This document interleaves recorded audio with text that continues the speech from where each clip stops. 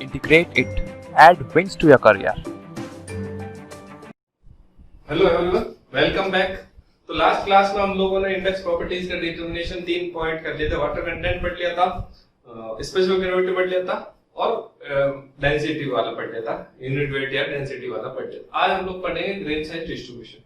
अच्छा, उसमें एक लास्ट में मैंने वो सबमर्ज मास डेंसिटी वाला बताना भूल गया। तो वो कोहेसिव सॉइल्स के लिए यूज होता है। कौन सा सबमर्ज मास डेंसिटी मेथड किसके लिए यूज करते हैं? वो भी कोहेसिव सॉइल्स के लिए यूज करते हैं। वाटर डिस्प्लेसमेंट और सबमर्ज मास डेंसिटी दोनों ही कोहेसिव सॉइल्स के लिए यूज करते हैं। बस इतना ही जान, ठीक है। अब आज बात करते हैं फोर्थ नंबर क्या हो गया अपना, grain size distribution. Grain size distribution, इसको मैं जीएसडी से लिख रहा हूं, ग्रेन साइज डिस्ट्रीब्यूशन। इसको पार्टिकल साइज डिस्ट्रीब्यूशन भी बोल सकते हैं। अब पार्टिकल साइज डिस्ट्रीब्यूशन या ग्रेन साइज डिस्ट्रीब्यूशन क्या है? इसका मतलब ये है कि जो सॉइल के पार्टिकल्स हैं उनको साइज के हिसाब से अलग अलग करना। मैं इतने दिन से बोल रहा हूँ fine grain soil, coarse grain soil. पता कैसे चला कौन सी फाइन है कौन सी कोर्स ग्रेन? वो यहां से पता लगेगा। कहां से पता लगेगा? Grain size distribution. जो साइज में बड़ा वो ग्रेन साइज कोर्स ग्रेन, जो छोटा वो फाइन ग्रेन सॉइल, ठीक है। तो अब इसमें क्या होता है कि हम लोग जो डिटरमिनेंट करते हैं वो दो तरीके से करते हैं।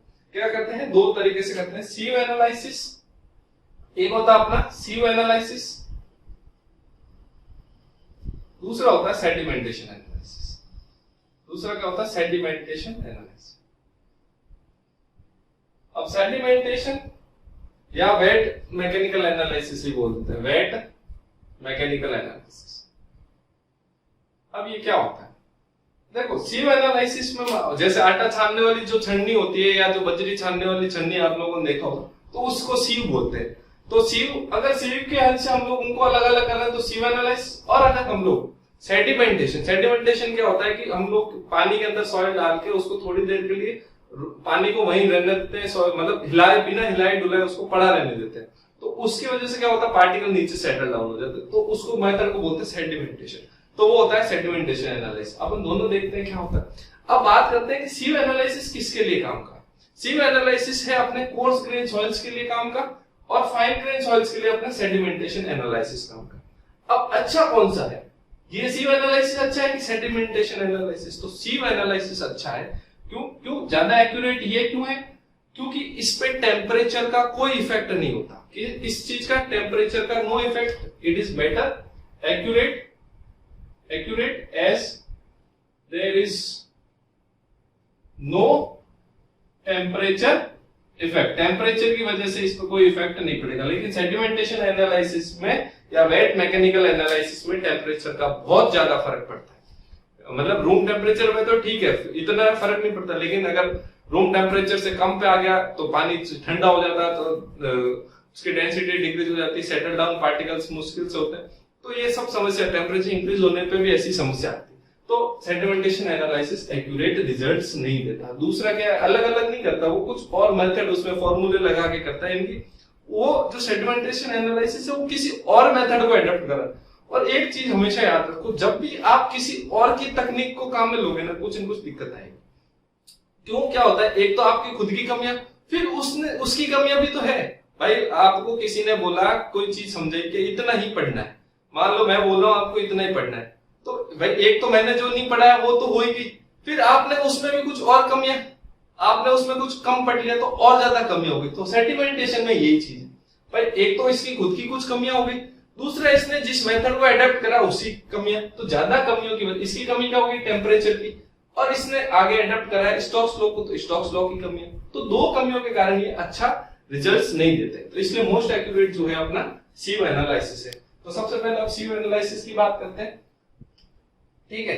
इसको मिटा देते हैं यहां से। अब सीव एनालिसिस, सीव एनालिसिस भी दो तरह का, एक तो फाइन सीविंग होता है, एक कोर्स सीविंग। कोर्स सीविंग और एक हो गया अपना फाइन सीविंग। कोर्स सीविंग और फाइन सीविंग। कोर्स सीविंग में जनरली अपने जो सीव की साइज होती है वो 4.75 mm, फिर 10, अब ये सब mm में 10, 20, 40 और 80। और फाइन सीविंग में जो होती है अपने 75 माइक्रोन, फिर 150 माइक्रोन, 212 एंड 300, 600, ये सब माइक्रोन में, फिर 1 mm और फिर 2 mm। कभी कभी पूछ लेते हैं कि कोर्स सीविंग में सबसे छोटी साइज क्या होती है, फाइन सीविंग में सबसे छोटी साइज क्या होती है। यहां तक ये क्या है सब माइक्रोन्स में। अब माइक्रोन क्या होता है 10 टू पावर -6 मीटर, ठीक है। अब ये तो 75 माइक्रोन, इसको बहुत बार सवाल आता है कि अगर मैं इसको आईएस सीव नंबर दूं, आईएस सीव नंबर होता है कुछ, आईएसएन की स्टैंडर्ड सीव, इंडियन स्टैंडर्ड सीव नंबर होता है, वो होता है इसका 200, ठीक है। वो क्या होता है इसका 200, आईएस सीव नंबर 200। अब ये किसके हिसाब से चलता है, ये चलता है आईएस 2762, तो कोड है, कभी कभी कोड पूछ लेते हैं कि सॉइल टेस्टिंग के लिए कौन सा कोड है, वो है इंडियन स्टैंडर्ड 2762, ठीक है, 2762।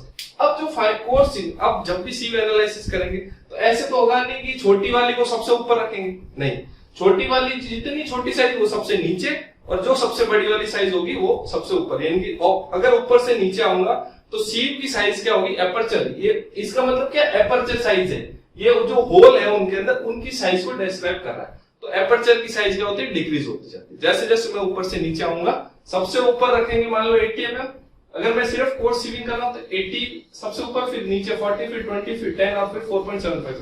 सिमिलरली इसमें फाइन सीविंग में सबसे ऊपर 2 mm, फिर 1 mm, 600, 300, 2, ये सारे नीचे, फिर माइक्रोन्स वाला है, सबसे नीचे 75 माइक्रोन, ऐसे रखनी।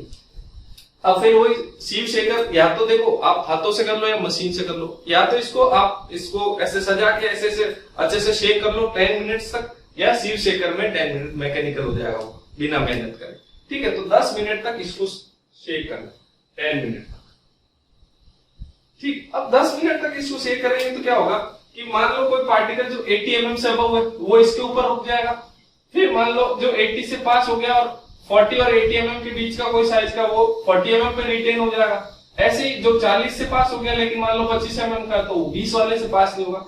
ऐसे करके कुछ पार्टिकल रिटेन होंगे, कुछ पास होते जाएंगे, कुछ यहाँ रिटेन होंगे, कुछ यहाँ, कुछ यहाँ, ऐसे करते करते सब जगह कुछ रिटेन होगा, कुछ पास होता जाएगा। तो अब ये जो सीव एनालिसिस है कोर्स ग्रेन सॉइल के लिए होती है, यानी कि 75 माइक्रोन से जितनी भी सॉइल ऊपर है वो सब क्या है, कोर्स ग्रेन सॉइल से। यानी कि कोर्स ग्रेन सॉइल किससे ऊपर होती है, 75 माइक्रोन से ऊपर। मैं अभी भी और डिस्क्रिप्शन में नहीं जा रहा हूं, वो जब मैं सॉइल क्लासिफिकेशन बताऊंगा तब आपको अच्छे से एक एक चीज बता दूं। अभी इतना ध्यान रखो, 75 माइक्रोन से ऊपर जो भी सॉइल होती है कोर्स ग्रेन, 75 माइक्रोन से नीचे फाइन ग्रेन। तो फाइन ग्रेन के लिए सेडिमेंटेशन एनालिसिस और कोर्स ग्रेन के लिए हम लोग क्या करेंगे, अपना सीव एनालिसिस। अब कभी कभी हम लोग क्या करते हैं, जो फाइन सीविंग है ना, इसके अंदर हम लोग डीफ्लोकुलेटिंग एजेंट मिला देते हैं, सोडियम हेक्सा मेटाफॉस्फेट, किसमें मिला देते हैं, फाइन सीविंग में। कोर्स सीविंग में जरूरत नहीं है, फाइन सीविंग में मिला देते हैं। अब ये क्या है, डीफ्लोकुलेटिंग एजेंट, डीफ्लोकुलेटिंग एजेंट। अब इससे क्या होता है कि जो फाइन सीविंग जब भी करते हैं ना, ये छोटे छोटे पार्टिकल, तो इनके बीच में भी थोड़ा बहुत क्या होता है, अट्रैक्शन फोर्स आ जाता है। तो उस अट्रैक्शन फोर्स को खत्म कर देते हैं, यानी कि कोहेसिव नेचर, जो उनका आपस में जो कोहेसिव नेचर है उसको खत्म करके एक एक पार्टिकल को अलग कर देते हैं। डीफ्लोकुलेट यानी कि पार्टिकल आपस में चिपके ना, ऐसा कुछ एजेंट होता है, ज्यादा नहीं, थोड़ा सा मिलाएंगे तो सारे पार्टिकल क्या हो जाएंगे, डिस्क्रीट हो जाएंगे। तो पास, अब क्या होगा, मान लो 75 और 75 दो पार्टिकल थे, वो मिलके 150 से ऊपर का पहुंच गए, मान लो, तो वो क्या होगा, वो पार्टिकल यहां से पास ही नहीं होगा, ठीक है, वो यहाँ पे रुक जाएगा। मान लो 80 माइक्रोन के दो थे, वो आपस में चिपक गए तो 160 माइक्रोन, वो यहाँ से पास होगा नहीं, लेकिन वो होना चाहिए था यहाँ से पास। तो ये दिक्कत आ जाती है कि जो पार्टिकल पास होना चाहिए वो आपस में चिपकने की वजह से पास नहीं होते, तो अपने को जो रिजल्ट आएंगे वो गलत आ जाएंगे, जबकि अपन बोल रहे हैं एक्यूरेट है। तो उस एक्यूरेसी को मेंटेन करने के लिए सोडियम हेक्सामेटाफॉस्फेट मिलाते हैं, जिसको हम लोग बोलते हैं डीफ्लोकुलेटिंग एजेंट। वो क्या करता है, हर एक पार्टिकल को अलग अलग कर देता है, ठीक है। अब हम लोग इसमें क्या करते हैं कि अगर मान लो ये जो सीव एनालिसिस है ना, इसके अंदर भी दो तरह से करते हैं। एक तो करते हैं ड्राई सीव एनालिसिस, एक फाइन के लिए बात कर रहा हूं मैं, एक तो करते हैं ड्राई, एक करते हैं वेट। ड्राई कब करते हैं, जब फाइन ग्रेन सॉइल बहुत कम हो, और अगर फाइन ग्रेन सॉइल 12% से ज्यादा है। अगर फाइन सीविंग में फाइन ग्रेन सॉइल, यानी कि कौन सी बात कर रहा हूं मैं, क्ले एंड सिल्ट, इसको मैं बोलता हूं फाइन ग्रेन सॉइल। अगर ये 12% से ज्यादा है तो मैं कौन सा करूंगा, वेट एनालिसिस। अब बोलोगे सर ये वेट सीव एनालिसिस ये क्या होता है, अब क्या होगा, इसमें मैं पानी, ये सब पानी डाल दूंगा मैं, पानी प्लस सोडियम हेक्सामेटाफॉस्फेट, फिर होएगा ये सीविंग, बस इतना ही फर्क है। और अगर ये 12% से कम होगा, ग्रेटर देन 12, तो वेट एनालिसिस, और ग्रेटर देन कम 12 होगा, मतलब लेस देन 12 होगा तो फिर मैं ड्राई पानी नहीं मिलाऊंगा। ठीक है, बस ये थोड़ा ध्यान रखना आपने। अब क्या होता है कि इनके रिजल्ट्स हम लोग कैसे लिखते हैं, एक टेबल बनाते हैं। ठीक है, इस टेबल के लिए मैं मिटा रहा हूं सब। अब टेबल कैसे बनाएंगे हम लोग, इधर लिखेंगे पार्टिकल साइज, ये हो गया पार्टिकल साइज। पार्टिकल साइज मान लो ये 80, 40, 20 ऐसे ऐसे 75 माइक्रोन आ गया। ठीक है, दोनों की एक साथ ही बना देता हूं, कोर्स सीलिंग और फाइन सीलिंग। इसके बाद परसेंटेज पासिंग, परसेंटेज पासिंग। ठीक है, मान लो 1, 2, 4, 8 ऐसे करके करते कुछ परसेंटेज पास हो गए, या वेट ऑफ सॉइल भी लिख सकते हैं। ठीक है, परसेंटेज पासिंग, परसेंटेज पासिंग ज्यादा उल्टा होता है। तो मान लो यहाँ पे 90% पास हो गए, यहाँ पे 75, यहाँ पे 60, यहाँ पे 0। ठीक है, मान लो ऐसा कुछ है। फिर हम लोग यहाँ पे लिखते हैं परसेंटेज रिटेन्ड। अब रिटेन्ड का क्या मतलब है कि कितने परसेंट पार्टिकल वहां पर रिटेन हो गए। तो परसेंटेज पासिंग माइनस रिटेन्ड, या फिर आप तो ये क्या हो जाएगा 100 माइनस ये करेंगे तो 10%, ये हो जाएगा 25%, ये 100 माइनस करा तो 40%, तो ऐसे करके यहाँ पे हो जाएगा 100%। ठीक है, यानी कि सारे के सारे पार्टिकल क्या है 75 माइक्रोन से ऊपर। इसका मतलब क्या है, रिटेन का क्या मतलब, सारे के सारे पार्टिकल, अगर 75 माइक्रोन से कोई भी पार्टिकल पास नहीं हो, इसका मतलब सारे के सारे पार्टिकल क्या 75 माइक्रोन से ऊपर के। अगर 20 mm की बात करूं मैं, ये mm है। ठीक है, अगर 20 mm है तो यहाँ पर रिटेन परसेंटेज है अपना 40, इसका मतलब 40% पार्टिकल तो यहाँ पे रिटेन हो गए, और बाकी मान लो 100 ग्राम था तो 40 ग्राम रिटेन हो गए और 60 ग्राम यहाँ से पास हो गए, ये ऐसे थे। फिर आता है यहाँ पे क्यूमुलेटिव परसेंटेज रिटेन। क्या आता है, क्यूमुलेटिव परसेंटेज रिटेन। अब क्यूमुलेटिव में अब क्या हो जाएगा, ये 10 हो गया, यहाँ पर क्या आ जाएगा 35 हो गया, ये क्या हो जाएगा अपना 35 + 40 70 हो जाएगा। ऐसे क्या हो जाएगा, परसेंटेज ऐड करते जाएंगे। ठीक है, तो वो क्यूमुलेटिव परसेंटेज रिटेन हो गया।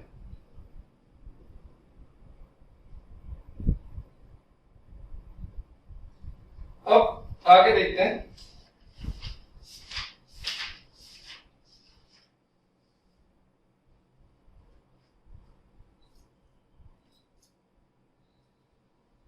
तो ये जनरली क्या होता है, वेट होता है यहाँ पे ना, ये यहाँ पे भी percentage wait passing, percentage wait.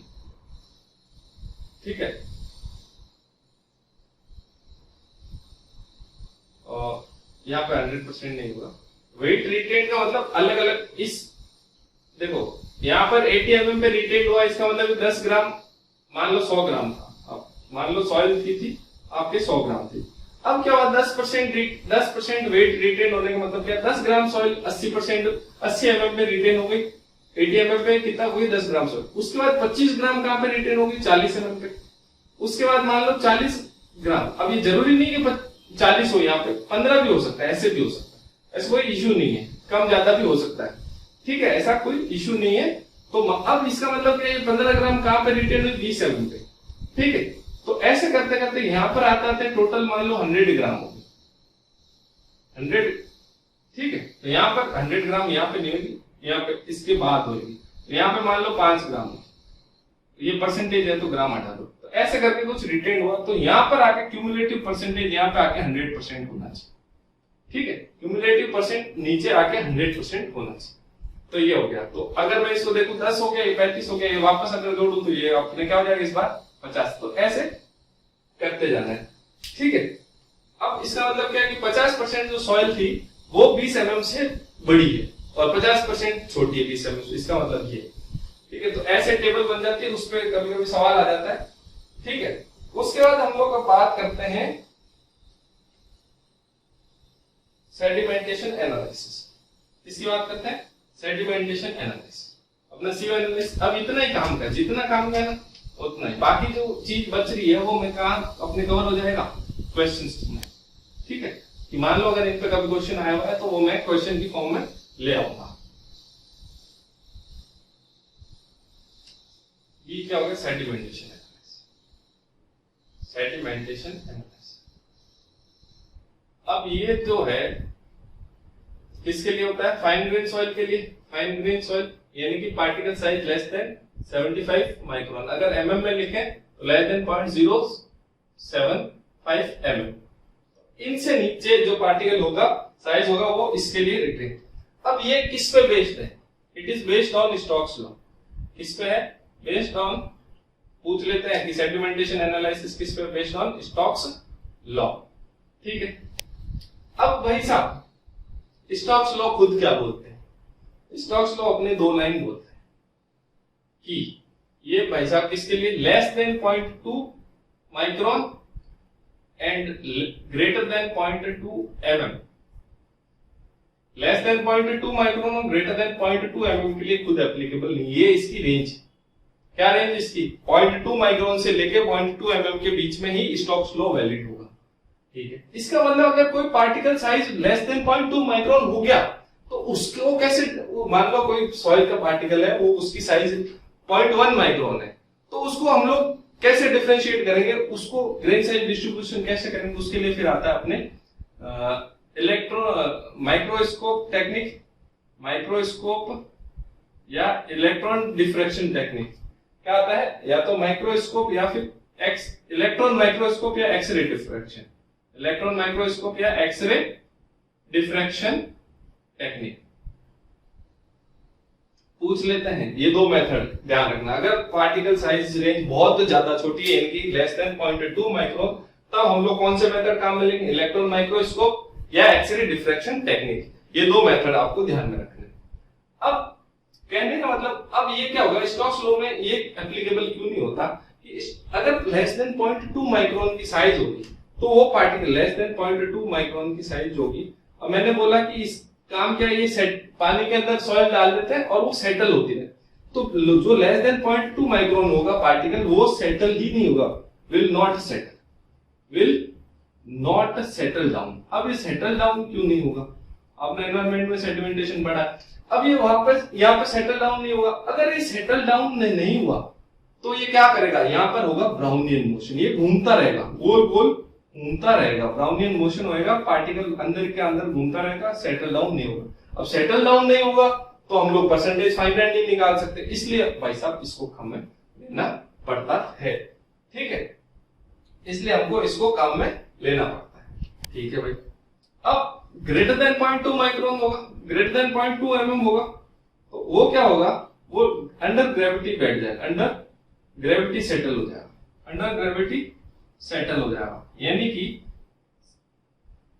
Under gravity settle हो रहा है तो जो पार्टिकल ऊपर वाला है, मान लो 0.2 mm से बड़ा है, तो ये सेटल होगा, तो इसके नीचे जितने पार्टिकल होंगे ये इनको दबाते हुए चलेगा, इनको क्या करेगा? दबाते हुए चलेगा। जबकि स्टोक्स लॉ क्या बोलता है? हर एक पार्टिकल क्या होगा? अलग अलग सेटल होगा, यानी कि डिस्क्रीट सेटलिंग। आपने एनवायरमेंट में पढ़ा, क्या होगा? डिस्क्रीट सेटलिंग होनी चाहिए। लेकिन अगर पार्टिकल ग्रेटर देन 0.2 mm है तो यहां पर डिस्क्रीट ना होकर कौन सी होगी? एग्रीगेट सेटलिंग होगी, एग्रीगेट सेटलिंग। यानी कि एक पार्टिकल जो सेटल होगा वो दूसरे को डिस्टर्ब करेगा। क्या हो गया? एग्रीगेट सेटलिंग, यानी कि ऊपर वाला पार्टिकल नीचे वाले को बैठाते हुए चलेगा। जो भारी आदमी होगा, जो भारी पार्टिकल होगा, नीचे वाले पार्टिकल को दबाते हुए चलेगा, तो वो भी नीचे वाले को जबरदस्ती सेटल कर देगा। नीचे वाले सेटल डाउन हो नहीं रहा पर जबरदस्ती कर देगा। लेकिन स्टोक्स लॉ बोलता है कि ऐसा जबरदस्ती वाला खेल है ही नहीं है, यहाँ सब अपने अपने मस्त है, जिसको मर्जी सेटल होए, जिसको मर्जी नहीं होए। ये है स्टोक्स लॉ के। लेकिन अगर पार्टिकल ग्रेटर देन 2.2 mm से बड़ा हुआ तो मर्जी नहीं चलेगी, छोटे वाले की, भारी वाले की मर्जी चलेगी। ठीक है, तो अपने को ऐसा नहीं करना। अब ये हो गया। अब ये जो स्टोक्स लॉ है, स्टोक्स लॉ ने एक वेलोसिटी का फॉर्मूला दिया, velocity of settling Vs = g-1 gamma w d square upon में 18 क्या दिया? g-1 gamma w d square upon में 18 म्यू। अब Vs क्या? सेटलिंग वेलोसिटी, g अपने को पता है स्पेसिफिक ग्रेविटी होता है, गामा w क्या? Unit weight of water, d है पार्टिकल्स का डाया साइज mm में या जिसमें भी सारी यूनिट्स, और म्यू क्या है? Dynamic viscosity of water. ये है डायनेमिक विस्कोसिटी ऑफ वाटर, ये है पार्टिकल साइज। ठीक है, उसका डाया जो भी है पार्टिकल का, तो ये उसने फॉर्मूला दिया। ठीक है, अब जनरली म्यू या तो म्यू की यूनिट क्या होती है? डायनेमिक विस्कोसिटी, न्यूटन सेकंड पर मीटर स्क्वायर, या फिर पॉइज, इसको पॉइज भी बोलते हैं। कभी कभी क्या होता है, डायनेमिक विस्कोसिटी की जगह काइनेमेटिक विस्कोसिटी दे देता है, nu. Nu is equal to क्या होता है, म्यू अपॉन में रो, जिसकी यूनिट होती है स्टोक्स। स्टोक्स क्या होता है, newton per metre square, newton per metre square. Stokes होता है newton per metre square, 1 stoke is equal to newton per metre. ठीक है, तो ऐसा भी इनको आपको ध्यान में रखना है। ठीक है, ये आप लोग सब एनवायरनमेंट में पढ़ चुके हो पहले से, यहाँ पे बस रिकॉल करना है। अब भाई साहब, ये जो स्टोक्स लॉ है इसकी कुछ कमियां हैं, लिमिटेशंस। अब वो लिमिटेशंस क्या है, तो लिमिटेशन 3-4 है। पहला लिमिटेशन, इसने बोला कि जो मीडियम होगा वो इनफाइनाइट होगा। स्टोक्स लॉ ने बोला कि मीडियम क्या होगा, उसकी कोई बाउंड्री फिक्स होगी नहीं, इनफाइनाइट होगा। ठीक है भाई, लेकिन जब भी हम सेडिमेंटेशन एनालिसिस करते हैं, हमारा जो मीडियम होता है वो फाइनाइट होता है। कोई भी भाई किसी भी जार के अंदर करेंगे उसकी बाउंड्रीज फिक्स होगी, भाई इतना बड़ा ले लो, इतना बड़ा ले लो। अब इनफाइनाइट बड़ा मीडियम कहां से लिखा है, लैब में इतनी सुविधा होती नहीं। ये तो बात कर रहा है समुद्र की या तालाब की, लेकिन अपने यहाँ ऐसा कुछ है नहीं। लैब में तो छोटे छोटे इंस्ट्रूमेंट होंगे, 1 लीटर का हो गया, 5 लीटर, 10 लीटर, 100 लीटर का बना दो, इससे बड़ा इंस्ट्रूमेंट नहीं बनेंगे। तो पहला क्या था, लिमिटेशन पे सवाल आ जाता है स्टोक्स लॉ, इसलिए बता रहा हूं क्योंकि एनवायरनमेंट में भी है और यहाँ पे भी है। तो स्टोक्स लॉ लिमिटेशन फर्स्ट क्या, इसने बोला है बाउंड्री शुड बी इनफाइनाइट, लेकिन यहाँ पर बाउंड्रीज होती फाइनाइट। ठीक है भाई, फिर इसने बोला सेकंड पार्ट, मैं लिख नहीं रहा हूं, देखो। सेकंड इसने बोला जो पार्टिकल्स होंगे वो क्या होंगे, spherical. Particles should be spherical, जब भी तो डी आया फॉर्मूले में, डी स्क्वायर इनकी उसका डाया लिख रहा है वो। स्फेरिकल होंगे, बॉल्स जैसे होंगे, तभी तो डाया आएगा। लेकिन एक्चुअली पार्टिकल होते हैं फ्लैकी नेचर, इनके पतले पतले, plate type, needle type. Actually particle कैसे होते हैं, फ्लैकी। जैसे ये है ना, ये मार्कर है, इस ये स्फेरिकल नहीं है, स्फेरिकल होती है बॉल। ये देखो पतला सा लंबा, ये फ्लैकी टाइप, ये प्लेटी टाइप, ऐसे होते हैं। अपने जो फाइन ग्रेन सॉइल्स जो होती है वो ऐसी होती है एक्चुअल में शेप में। तो ये इसका ये वाला भी मामला छोटा हो गया, तो 2 हो गया। फिर इसने बोला कि क्या होना चाहिए, डिस्क्रीट सेटलिंग होनी चाहिए। क्या बोला इसने, डिस्क्रीट, लेकिन डिस्क्रीट सेटलिंग होती नहीं है, थोड़ा बहुत एग्रीगेट सेटलिंग हो जाती है। तो इसकी 3 कंडीशन भाई साहब की गलत हो गई। ठीक है, क्या हो गया, पहले बोला बाउंड्रीज इनफाइनाइट होनी चाहिए, लेकिन लैब है, लैब में तो जार क्या होगा, उसकी फाइनाइट बाउंड्रीज होगी, तो वो पॉसिबल नहीं। दूसरा इसने बोला पार्टिकल स्फेरिकल होना चाहिए, वो भी नहीं होंगे, फ्लैकी होता है। तीसरा इसने क्या बोला, सेटलिंग कैसी होनी चाहिए, एक पार्टिकल जब सेटल हो रहा है तो दूसरे को डिस्टर्बेंस नहीं होना चाहिए। मन मर्जी है तो सेटल होए, मन नहीं है तो नहीं होए, लेकिन यहाँ पर ऐसा एक्चुअल में नहीं होता। एक्चुअल में क्या होता है, एग्रीगेट सेटलिंग होती है।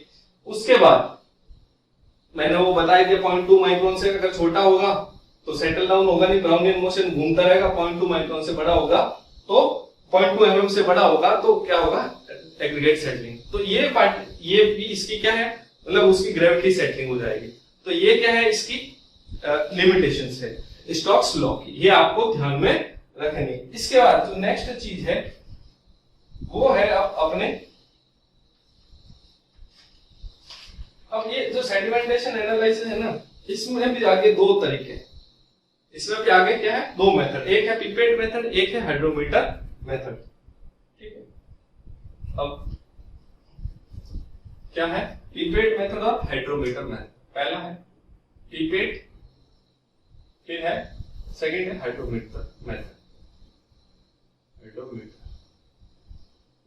ठीक है। अब दोनों में चीज क्या है, पहले तो इन दोनों का एक बेसिक कॉन्सेप्ट, कभी कभी सवाल आ जाता है दोनों में डिफरेंस क्या है, तो सिर्फ डिफरेंस है इनका रीडिंग लेने का तरीका। प्रिंसिपल दोनों का सेम है, वो है सेडिमेंटेशन एनालिसिस। रीडिंग लेने का तरीका, रीडिंग लेने का तरीका अलग अलग है, लेकिन प्रिंसिपल क्या है, सेम है। एक ही कॉन्सेप्ट में भरोसा करते हैं ये, लेकिन काम अलग अलग तरीके से करते हैं। मतलब काम इनका क्या, परसेंटेज फाइनल निकालना, लेकिन करने का तरीका अलग अलग है। बस ये थिंग ध्यान रखना है। Taking method of taking observation is different but principle is same, ये चीज। अब पिपेट आप लोगों ने केमिस्ट्री लैब में 11-12 में देखी है कैसी होती है। और हाइड्रोमीटर क्या होता है, अभी ये साइड में आपको फोटो दिख रहा है, ये 1 लीटर का होता है, ठीक है। इसकी डेंसिटी होती है पानी के बराबर, यानी कि 1 ग्राम पर सीसी। ये पानी में अगर इसके अंदर कुछ नहीं, पानी अगर साफ है, डिस्टिल वाटर, पानी में तैरेगा, कभी डूबेगा नहीं, क्योंकि डेंसिटी सेम है, इसलिए 1 ग्राम पर सीसी, इसलिए हम इसको काम में लेते हैं, ठीक है। तो ये चीज आपको ध्यान में रखनी है। तो जब भी हम लोग सैंपल बनाएंगे। अब मैंने क्या बोला, पानी के अंदर मिट्टी डाल रहे हैं, यानी कि उसको क्या नाम दे रहे हैं, सॉइल सस्पेंशन। सैंपल को नाम देते हैं हम लोग सॉइल सस्पेंशन, सैंपल बनाने।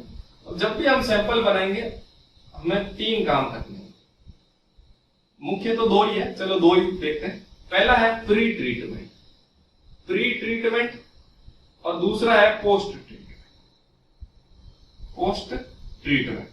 अब प्री ट्रीटमेंट क्या होता है, पोस्ट ट्रीटमेंट क्या होता है? प्री ट्रीटमेंट का मतलब है सैंपल बनाने से पहले जो सॉइल के पार्टिकल है उनका इलाज करना। पोस्ट ट्रीटमेंट का सैंपल बनाने के बाद इलाज करना।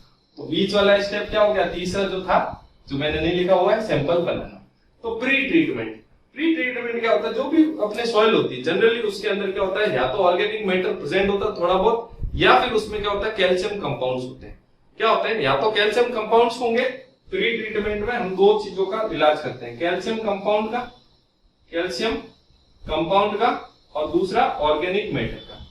अब ये क्या दिक्कत क्या भाई, ये पढ़े तो ऑर्गेनिक मैटर। अब इनकी वजह से क्या होता है, पार्टिकल आपस में चिपक जाते हैं और डिस्क्रीट सेटलिंग नहीं होता। ठीक है, तो इन पार्टिकल को आपस में हम लोग चिपकने की जो बीमारी है।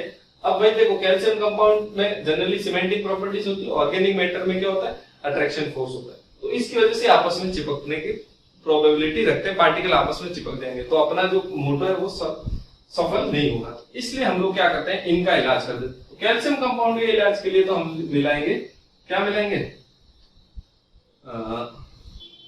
H2O2, hydrogen peroxide. क्या मिलाएंगे, H2O2, अरे H2O2 हाइड्रोजन परऑक्साइड। इसके लिए ऑर्गेनिक मैटर के लिए H2O2 हाइड्रोजन परऑक्साइड, और इसके लिए हम लोग मिलाएंगे 0.2 नॉर्मल HCl, कैल्शियम कंपाउंड के लिए 0.2 नॉर्मलिटी का HCl मिलाएंगे, यानी कि एसिड, और इसके लिए H2O2। इससे क्या होगा कि ऑर्गेनिक मैटर जो भी होगा पूरा क्या हो जाएगा, ऑक्सीडाइज हो जाएगा, खत्म हो जाएगा। और इसमें क्या होता है, कैल्शियम कंपाउंड की जो प्रॉपर्टी होती है उसको रिड्यूस कर देगा, जो एग्लोमरेशन की आपस में चिपकनी थी। ठीक है, तो ये दोनों चीजें अपने को ध्यान में आ गई।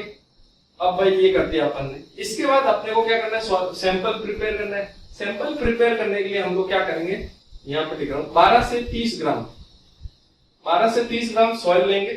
ठीक है, 12 से 30 ग्राम ओवन ड्राइड, कौन सी लेनी है, oven dried, oven dried soil. ठीक है, ओवन ड्राइड सॉइल ली। और अगर पीपेट मेथड है, पीपेट को पी से लिख रहा हूं, पीपेट मेथड है तो 500 ml का सॉइल सस्पेंशन बनाएंगे, 500 ml का सॉइल सस्पेंशन बनाएंगे। कहने का मतलब ये है कि जो इस मिट्टी को पानी के अंदर डालेंगे, और वो पानी का टोटल वॉल्यूम 500 ml, पानी प्लस सॉइल का टोटल वॉल्यूम 500 ml होना चाहिए। ऐसे नहीं कि 500 ml पानी ले फिर उसके अंदर 12 से 30 ग्राम सॉइल मिला, नहीं, ऐसा नहीं। 12 से 30 ग्राम सॉइल प्लस पानी, दोनों का वॉल्यूम 500 ml होना चाहिए। और अगर वही हाइड्रोमीटर है तो ये दोनों चीजें डबल हो जाएगी, दोनों चीजें डबल, यानी कि 12 से 30 ग्राम की जगह ये हो जाएगी 24 से 60 ग्राम, और ये 500 ml की जगह हो जाएगा 1000 ml। तरीका वही है कि टोटल होना चाहिए 1000, पानी, मैं हिंदी में लिख रहा हूं, देखो, पानी प्लस सॉइल दोनों होना चाहिए 1000 ml, ऐसे ज्यादा नहीं होना चाहिए। ठीक है, ये हो गया। तो प्री ट्रीटमेंट हो गया। प्री ट्रीटमेंट के बाद सॉइल सस्पेंशन अपन ने बना दिया। तो अब बनाने के बाद क्या करना है, सैंपल बना दिया। अब इसके बाद करना है इसका पोस्ट ट्रीटमेंट। अब ये पोस्ट ट्रीटमेंट क्या होता है, पोस्ट ट्रीटमेंट में अपने को इनका इलाज करना है। इनमें इलाज कौन सा, वही डीफ्लोकुलेटिंग एजेंट मिलाना है, डीफ्लोकुलेटिंग एजेंट मिलाना है। अब डीफ्लोकुलेटिंग एजेंट मैंने क्या बोला, क्या होता है कि पार्टिकल के आपस में जो नेचर होता है, कोएसिव नेचर, उसको क्या करता है, रिड्यूस करता है। अब कौन कौन से होते हैं, एक तो मैंने उसमें बता दिया, सोडियम हेक्सामेटाफॉस्फेट, एक होता है सोडियम कार्बोनेट, सोडियम हेक्सामेटाफॉस्फेट लिख देता हूं मैं यहाँ पे। ये सब क्या है, वो अपने डीफ्लोकुलेटिंग एजेंट, सोडियम हेक्सामेटाफॉस्फेट, फिर है अपना सोडियम कार्बोनेट, फिर है अपना सोडियम ऑक्सीलेट कार्बोनेट, फिर अपना हो गया, ये पूछ लेते हैं कि इनमें से पूछ ले, 4 ऑप्शन दे दिया कौन सा डीफ्लोकुलेटिंग एजेंट नहीं, ऐसा तो सारे पता होने जरूरी है। सोडियम ऑक्सीलेट, ठीक है, और एक होता है अपना sodium silicate, sodium polyphosphate, sodium silicate, sodium silicate, sodium polyphosphate, sodium polyphosphate, ठीक है, ये कुछ होते हैं अपने डीफ्लोकुलेटिंग एजेंट्स। इनके अलावा भी एक दो और होते हैं, जैसे सोडियम पायरोफॉस्फेट हो गया, सोडियम नहीं टेट्रा सोडियम पायरोफॉस्फेट हो गया, लिखवा देता हूं मैं। एक तो हो गया सोडियम टेट्रा सोडियम पायरोफॉस्फेट, और एक हो गया अपना सोडियम ट्राईपॉलीफॉस्फेट,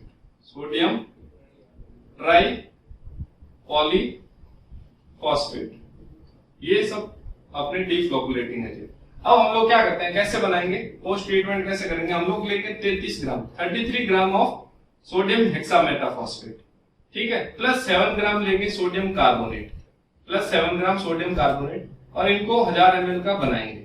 वो टोटल ये मिला के है ना, 33 ग्राम किसको लेंगे, सोडियम हेक्सामेटाफॉस्फेट, 7 ग्राम हम लेंगे सोडियम कार्बोनेट, 1000 ml का बनाएंगे। इसमें से फिर 25 ml हम लोग अपने किसमें मिला देंगे, इसमें यहाँ पे जो सॉइल सस्पेंशन बनाया इसको अलग से बनाएंगे। 33 gram sodium hexametaphosphate plus 7 gram of sodium carbonate, 1000 ml का सॉइल सस्पेंशन बनाया, उस 1000 ml में से 25 ml निकालेंगे। अब देखो 1000 ml में अगर 40 ग्राम अपने डीफ्लोकुलेटिंग एजेंट है तो 25 ml में कितना होगा, 1 ग्राम होगा।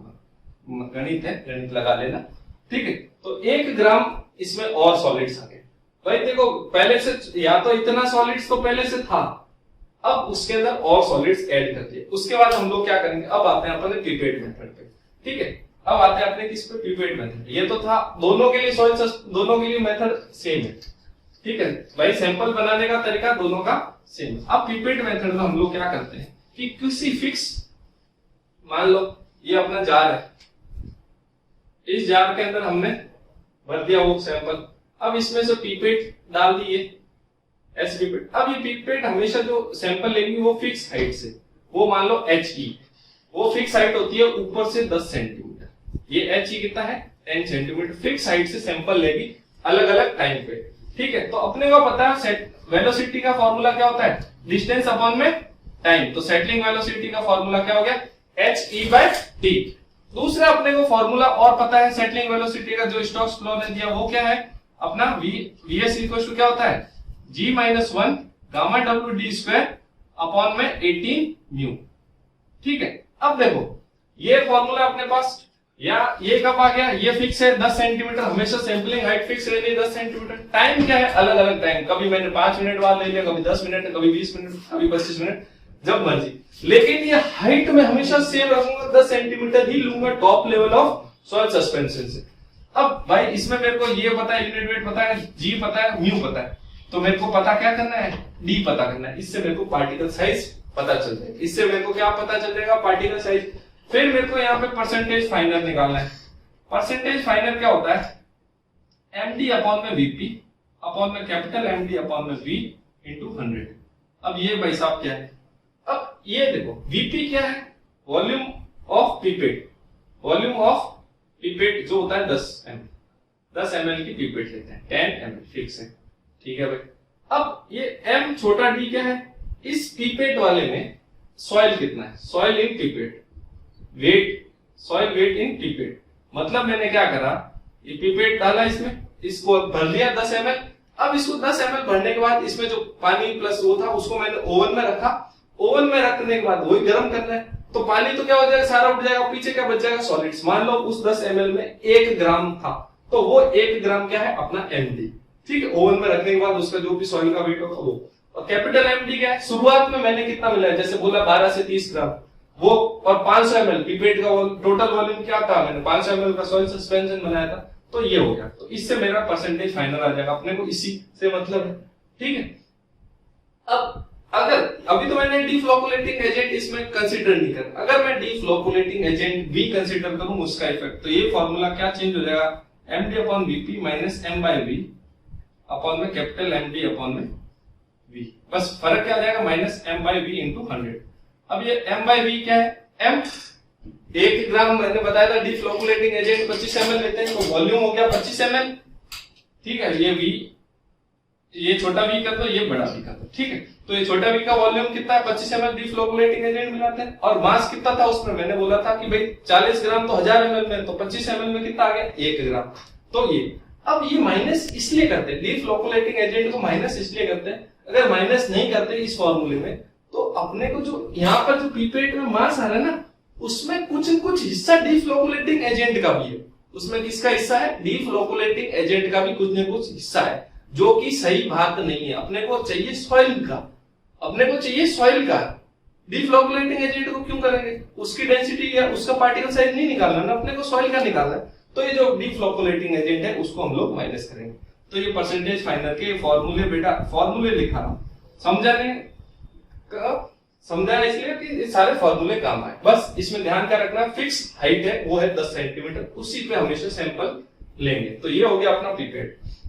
इसके बाद जो हाइड्रोमीटर एनालिसिस है, हाइड्रोमीटर में मैंने, अब इसमें तो क्या होता है, हाइट फिक्स होती है। हाइड्रोमीटर में क्या होता है, समय के साथ हाइट क्या होती है, नीचे, हाइड्रोमीटर खुद नीचे बैठता जाता है। क्यों, शुरुआत में क्या होता है कि अब देखो डेंसिटी क्या होगी, पानी पे सॉइल मिला दिया तो डेंसिटी तो पानी की ज्यादा इंक्रीज होगी, और हाइड्रोमीटर की डेंसिटी अपने को पता है 1 ग्राम पर सीसी होता है। अब वो तो डेंसिटी ज्यादा होने के कारण, और हाइड्रोमीटर की डेंसिटी सॉइल से कम है, तो वो नीचे सेटल डाउन नहीं होगा, वो ऊपर के ऊपर ही तैरता रहेगा। तो जैसे जैसे फिर सॉइल नीचे सेटल डाउन होगी, सेडिमेंटेशन होगा, तो सॉइल नीचे बैठेगी तो क्या होगा, अपना हाइड्रोमीटर भी धीमे धीमे नीचे जाएगा। तो सैंपलिंग डेप्थ क्या होती है, बढ़ती जाती है, यानी कि इंक्रीज होती जाती है। ये आपको ध्यान रखना है, हाइड्रोमीटर में sampling depth goes on continuous, sampling depth goes on increase, goes on increasing continuously, ठीक है। अब ये हाइड्रोमीटर होता कैसा है, देखो आपको डायग्राम में दिख रहा है, फिर भी मैं बना देता हूं। ऐसा होता है, ये ऐसा, ठीक, मतलब नीचे से ऐसा, ठीक है। ये यहाँ पे इससे नीचे नीचे ये 50% वॉल्यूम होता है, 50% वॉल्यूम, इससे नीचे ऊपर भी 50%, ठीक है। अब एक तरफ ऐसे रीडिंग लिखी होती है, एक तरफ ऐसे होती है, तो ये मान लो -5 है, 0 है, 5 है, 10, 15, ये उल्टी रीडिंग होती है नीचे। जनरली क्या होता है, रीडिंग ऊपर की तरफ बढ़ती है, हाइड्रोमीटर में रीडिंग्स उल्टी होती है, नीचे की तरफ बढ़ती है। ये ध्यान रखने वाली चीज है, हाइड्रोमीटर में हमेशा रीडिंग उल्टी बढ़ती है। अब ये यहाँ पे हो गया 0.995, ये हो गया 1.0, ये हो गया 1.005, ये हो गया 1.01, ये हो गया 1.015, ये हो गया 1.02।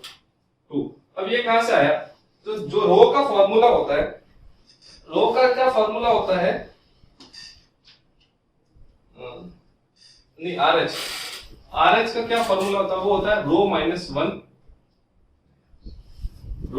One into 1000।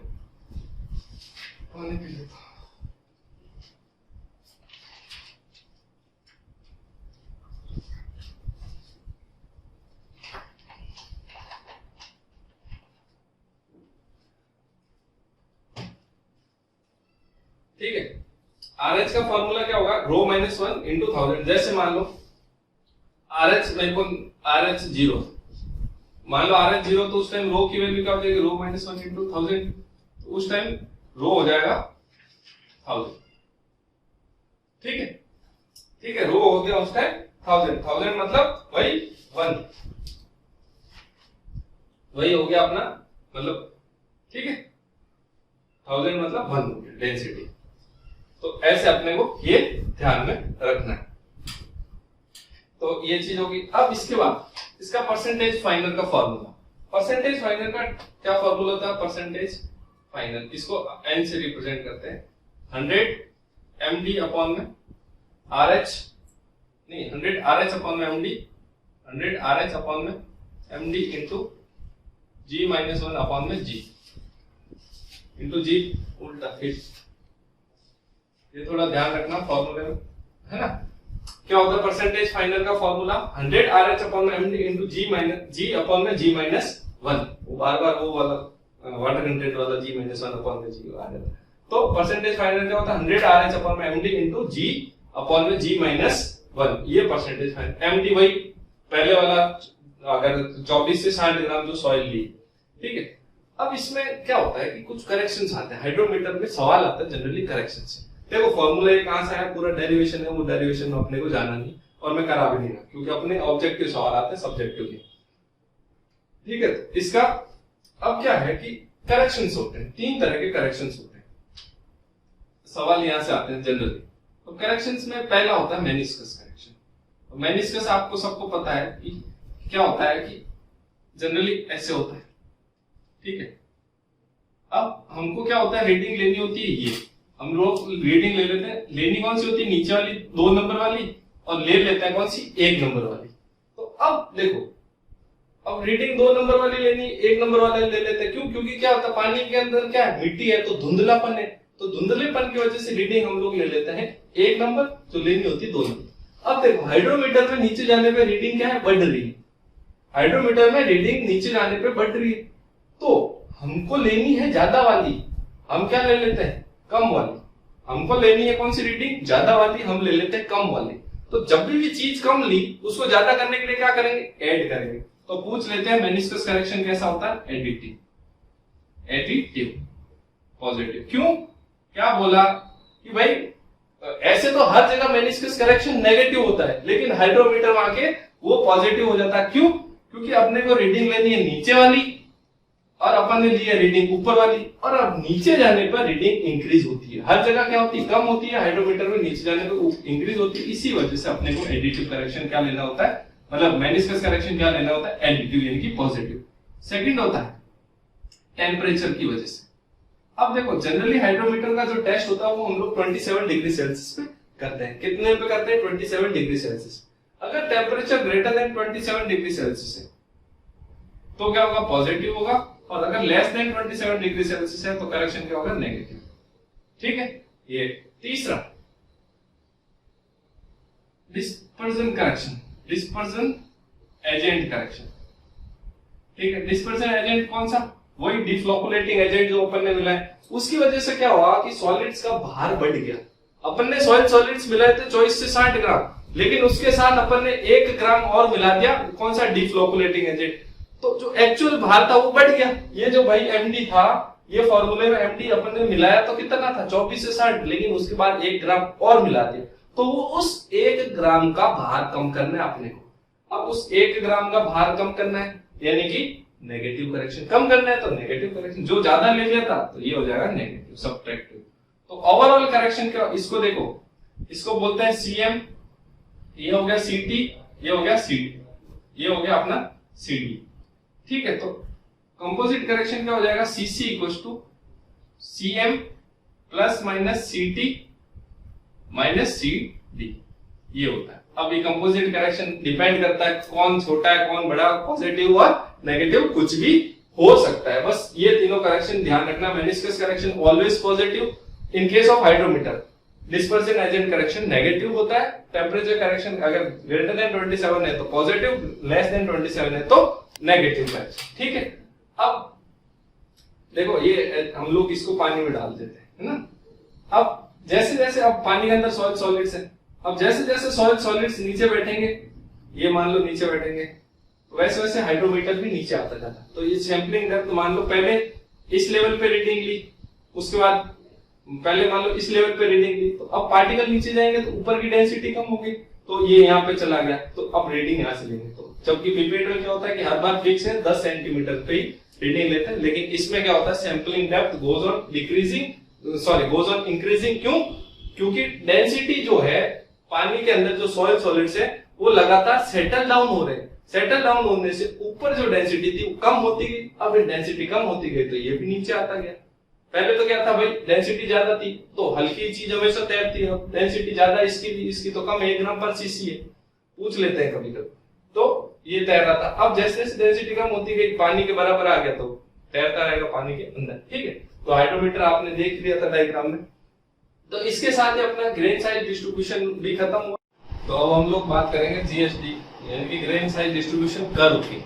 कर्व कैसे बनता है ये सब अभी देखेंगे हम लोग। तो 1 मिनट को इस बात बात करने ज्यादा नहीं काम करते। जीएसडी कर्व, अब जीएसडी कर्व कैसे बनता है, जैसे मैंने आप लोगों को टेबल बनवाई थी, वापस बना देते हैं अपन टेबल। तो सबसे पहले कैसी होती है सीयू साइज, सीयू साइज उसके बाद अपना आ जाएगा वेट रिटेन, वेट रिटेन आते नहीं बनाता है। उसके बाद वेट रिटेन आ जाएगा, फिर क्यूमुलेटिव वेट रिटेन आ जाएगा, क्यूमुलेटिव वेट रिटेन, ठीक है, ठीक है। उसके बाद क्यूमुलेटिव परसेंटेज रिटेन, इसके बाद आ जाएगा क्यूमुलेटिव परसेंटेज रिटेन, फिर आ जाएगा परसेंटेज फाइनल, ठीक है। अभी कैसे है, जैसे मैंने आप लोगों को बताया था कि पहले 80 mm में, फिर 40, फिर 20, 10, 4.75, 2, 1 अपन यहाँ तक ही करते हैं, ठीक है। ये सीरीज लेते हैं, इसके बाद नहीं लेते, सारी mm में है ना,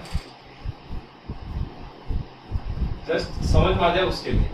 तो मान लो हमने टोटल वेट लिया 100 gram of soil, total weight अपना क्या है 100 ग्राम, तो क्यूमुलेटिव वेट रिटेन कितना मान लो यहाँ पे 5 ग्राम, ये सब ग्राम में है ना, यहाँ लिख दो ग्राम, ये भी ग्राम में, तो 5 हो गया, यहाँ पे मान लो 12 हो गया, यहाँ पे 10 हो गया, यहाँ पे मान लो 15, यहाँ पे 10, 8, ये कुछ ऐसा सब। इसके बाद इनको ऐड करते जाएंगे, ये 5 हो गया, ये 17 हो गया, ये 27 हो गया, ये 42 हो गया, ये 52 हो गया, 60 हो गया और ये 70।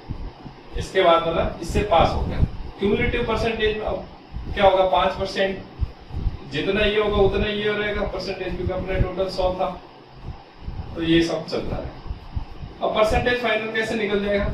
अब परसेंटेज फाइनल का मतलब क्या है कि 80 mm पे 5% रिटेन हो गया, तो परसेंटेज फाइनल का होता 100 माइनस क्यूमुलेटिव परसेंट रिटेन, तो ये हो जाएगा 95%, ये हो जाएगा अपना 83%, 100 माइनस 17, अब आ जाएगा 100 माइनस 27, तो ये आ जाएगा 73, ये आ जाएगा 58, ऐसे ये आ जाएगा 48, ये आ जाएगा 40 और ये आ जाएगा 30।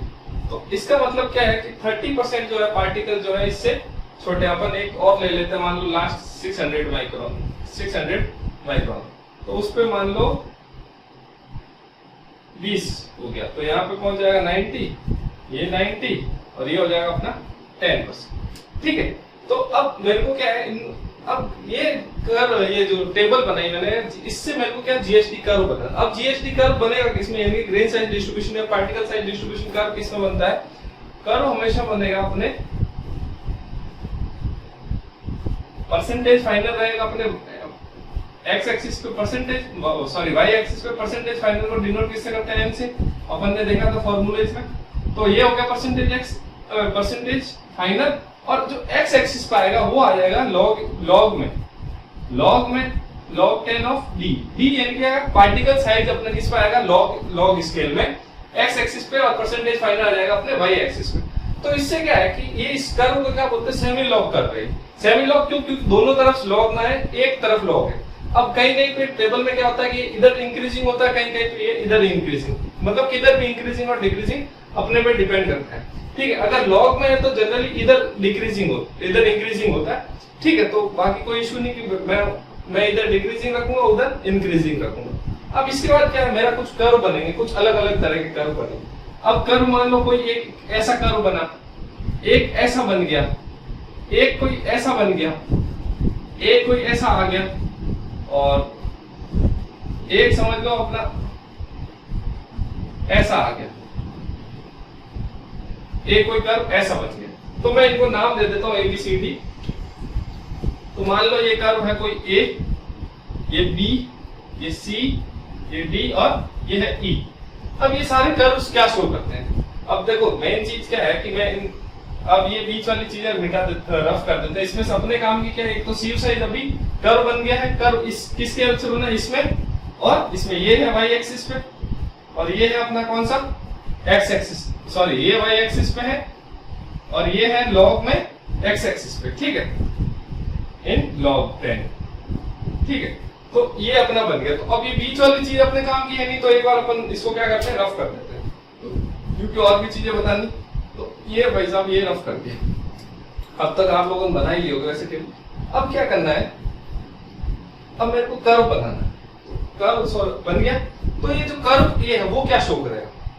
कर्व ए क्या शो करे, अपने को जो पता है कि परसेंटेज फाइनल इधर ऊपर की तरफ क्या, मान लो यहाँ पे कोई 100% है और यहाँ पे मान लो 10% है, बीच में कुछ ये 40 मान लो, 40 ज्यादा है, 30 मान लो, ये 60 मान लो, ये यहाँ पे कहीं पे 80 है, तो क्या शो कर रहा है कि जो, और इधर पार्टिकल साइज जैसे मान लो ये 600 माइक्रोन हो गया, ये मान लो 2 mm, बीच बीच के स्किप कर रहा हूँ, ये मान लो 10 mm हो गया मान लो, और ये वाला अपना हो गया यहाँ पे 80 mm। ऐसे शो करने के लिए बना रहा हूँ, एग्जैक्टली नहीं, ठीक है।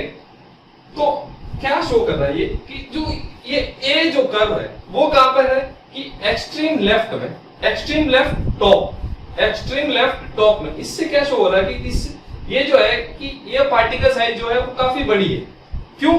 क्योंकि देखो पार्टिकल साइज का काफी छोटी है, 600 माइक्रोन के आसपास है या 1 mm के आसपास, और जिसमें से 80 to 90%, 80 to 100% पास हो रहा है, यानी कि बहुत छोटा पार्टिकल है, वो भी 80 to 90% वहां से पास हो रहा है। इट मींस कर्व ए जो है मेरे को क्या शो करेगा, फाइन ग्रेन सॉइल, यानी कि FGS क्या शो करेगा मेरे को, फाइन ग्रेन सॉइल। क्यों? क्योंकि 80 to 100% जो है पार्टिकल लगभग इस साइज के आसपास पास हो रहा है। एग्जैक्टली ए नहीं है बट रिप्रेजेंटेशन का तरीका है। तो कर्व में मान लो कोई भी कर्व है, साइज ये फाइन ग्रेन सॉइल की नहीं होती, फाइन ग्रेन सॉइल की तो दूसरी साइज होती है, ठीक है, लेकिन फिर भी एज ए रिप्रेजेंटेशन का तरीका। तो क्या बता रहा हूं मैं कि बहुत ज्यादा परसेंटेज जो पार्टिकल है वो सबसे छोटी पार्टिकल साइज पे पास हो रहा है। इसका मतलब क्या है कि सबसे छोटी वो है इनकी फाइन ग्रेन सॉइल। अब इसी प्रकार ये देखो, ये जो कर्व ई, ये सब में क्या है, एक्सट्रीम राइट बॉटम में, एक्सट्रीम राइट बॉटम में। अब ये क्या शो कर रहा है मेरे को कि सिर्फ 10-15% जो है पार्टिकल 80 mm पे पास हो रहे हैं, यानी कि इतनी बड़ी साइज पे 10-15% ही पास हो रहे हैं, बाकी रिटेंड हो गए। रिटेंड होने वाले यानी लगभग 80-85% तो क्या इससे भी बड़े हैं। इसका मतलब क्या है कि ये जो है वो क्या कोर्स ग्रेन, यानी कि सारे के सारे पार्टिकल्स क्या है, बड़े। ठीक है भाई, 2 कर्व हो गए, ए और ई समझ में आ गया। एक्सट्रीम लेफ्ट टॉप अपना fine grain soil, extreme right bottom coarse grain soil. अब ये जो है ये कर्व देखो सी वाला, अब इसमें क्या है कि ये लगभग ऐसा आ रहा है, थोड़ा एस टाइप का बनता है। कैसा बनता है ये, इसका शेप जो होता है कैसा होता है, एस शेप होता है, ठीक है, लगभग एस जैसा होता है। तो ये कैसे, ये क्या शो करेगा, ये शो करता है वेल ग्रेडेड। सी जो है, सी जो कर्व है वो क्या है, वेल ग्रेडेड। क्या है, वेल ग्रेडेड सॉइल को।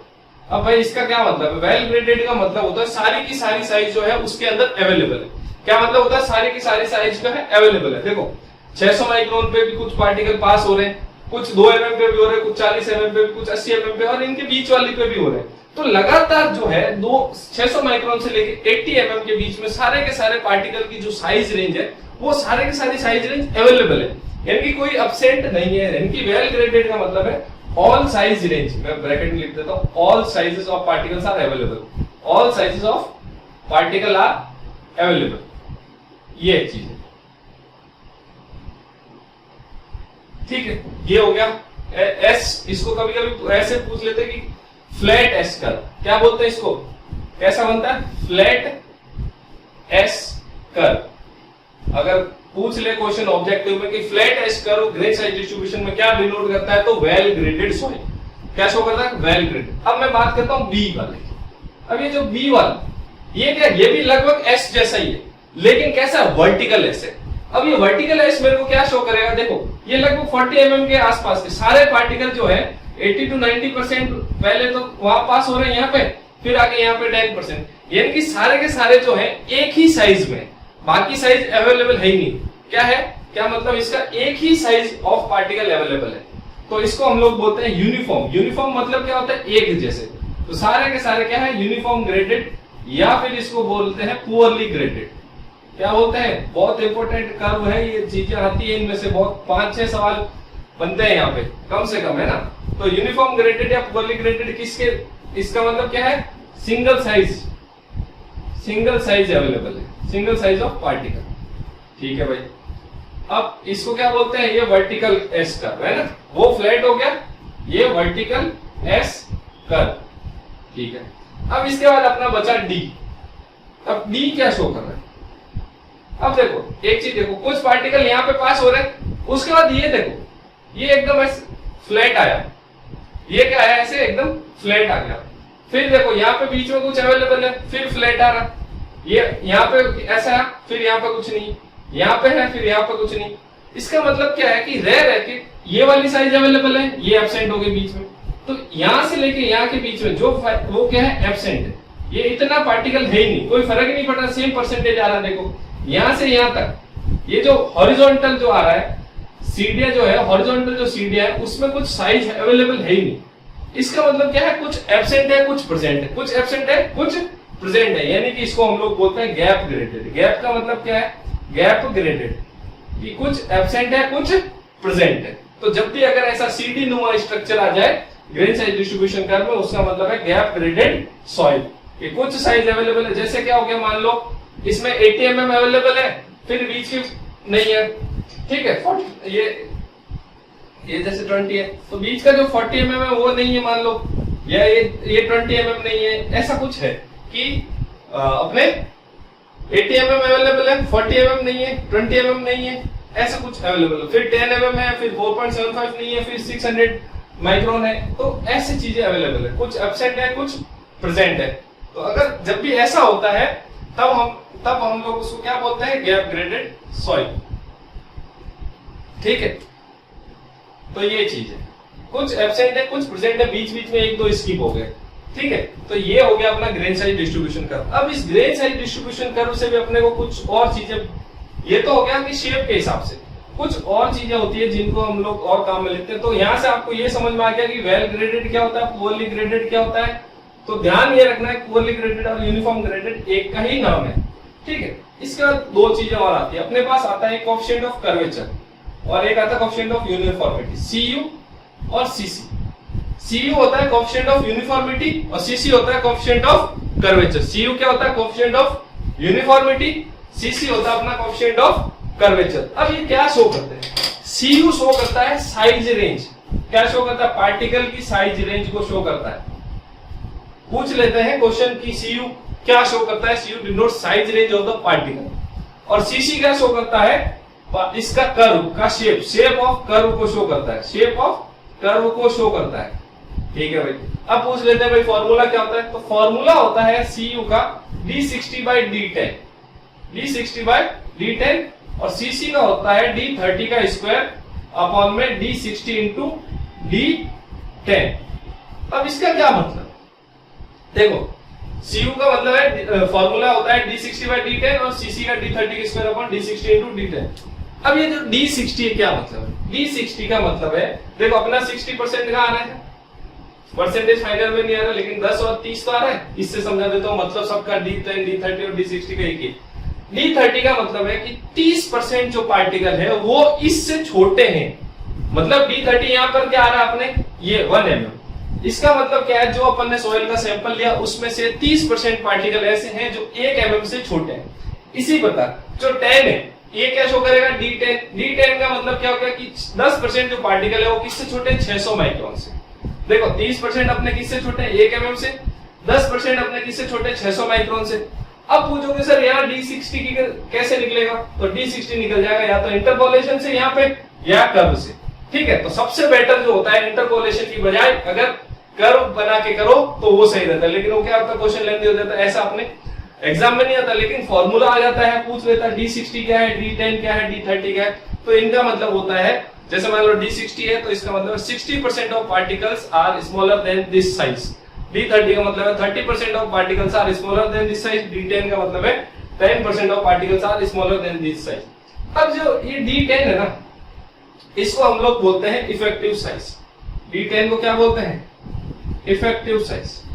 अब इफेक्टिव साइज इसलिए बोलते हैं कि ये है, अगर किसी सॉइल का लगभग d10 पता होता है तो हम लोग उस सॉइल की प्रॉपर्टीज को बता सकते हैं, यानी कि d10 क्या शो करता है, उस सॉइल की प्रॉपर्टीज को शो करता है, ठीक है। यानी कि इफेक्टिव इसीलिए बोल रहे हैं कि वो पूरे सॉइल का इफेक्ट अकेला ही बता देता अगर d10 मालूम है तो ये चीज हो गई अपने। इसके बाद अब ये फॉर्मूला मान लो d10 अपना यहाँ पे मान लो 60% यहाँ पे कहीं आ रहा था बीच में, और ये कौन सा यहाँ पे मान लो 12 mm, मान लो अपना d60 क्या है 12 mm, तो d60 12 mm है तो यहाँ लिखा 12। अब 10 क्या है अपना 600 माइक्रोन, तो ये 12 600 into 10 to power 3, 600 into 10 to power minus 3। अब ये जो वैल्यू है बहुत ज्यादा आई, ठीक है, तो ऐसे कैसे D30 में क्या हो जाएगा, D30 की वैल्यू है 1 mm, 1 अपॉन 1 into 1 हो गया, स्क्वायर करते, D60 क्या हो गया अपना 12 और D10 क्या हो गया 600 into 10 to power minus 3। तो ये चीज है, ठीक है, तो ऐसे कुछ वैल्यू आएगी। अब ये वैल्यूज से क्या शो होता है भाई, वैल्यूज तो आ गई, वैल्यूज से क्या शो होगा, तो अब बता देता हूं, ये इन पे बहुत क्वेश्चन आता है। अगर CU की वैल्यू CU ग्रेटर देन 6 है, CU ग्रेटर देन 4 है, ये भी कुछ शो करते हैं, CU ग्रेटर देन 6 और CU ग्रेटर देन 4, ठीक है, अगर ग्रेटर देन 6 है तो well graded sand, well graded sand, question आता है कि इफ CU ग्रेटर देन 6 तो क्या है, कौन सी सॉइल है, तो वो है वेल ग्रेडेड सैंड। अगर पूछ लेते हैं CU ग्रेटर देन 4 है तो वो क्या हो जाएगा, वेल ग्रेडेड ग्रेवल, ठीक है। अब ये दोनों ही coarse grain side, coarse grain soils हैं, ठीक है। CU ग्रेटर देन 6 का मतलब है well graded sand, CU greater than 4 का मतलब है वेल ग्रेडेड ग्रेवल, ठीक है। अब CC की भी कुछ वैल्यू होगी, तो CC की वैल्यू अगर 1 to 3 के बीच में तो well graded soil, well graded soil, ठीक है। अगर CU की वैल्यू लेस देन 1 है या ग्रेटर देन 3 है तो क्या शो करेगा, गैप ग्रेडेड। 1 से 3 के बीच में तो वेल ग्रेडेड सॉइल, अगर लेस देन 1 है तो गैप ग्रेडेड, और ग्रेटर देन 1 है तब भी गैप, लेस देन 1 है या ग्रेटर देन 3 है तब भी उसको क्या बोलेंगे, गैप ग्रेडेड सॉइल। तो ये पैरामीटर्स आपको याद होने चाहिए वेल ग्रेडेड सॉइल के लिए। अब ये याद होने चाहिए क्यों, एक तो एग्जाम आते हैं, बाकी आगे अपन जब क्लासिफिकेशन ऑफ सॉइल पढ़ेंगे तब ये वैल्यूज फिर अपने काम आएगी, तब मैं वहां पर बार बार नहीं बताऊंगा, वहां पर मैं इनका सिंपल यूज बताऊंगा कि D10 क्या होता है, D60 क्या होता है, ये सब चीजें, ठीक है। तो इसी के साथ आपका ग्रेन साइज डिस्ट्रीब्यूशन पूरा खत्म हुआ, पूरा मैंने अच्छे से डिटेल में पढ़ा एक एक चीज, और इसमें से क्वेश्चन अच्छे आते हैं, ठीक है। तो इस बार जैसे एसएससी के जेई के मेंस में ये पूरा ग्रेन साइज डिस्ट्रीब्यूशन पे क्वेश्चन आ गया था, जिसमें से CU CC निकालना था, और ऐसा कर्व में से D60 D10 D30 सब निकालना था, तो बहुत टाइम कंज्यूमिंग ऐसे सवाल आ जाते हैं।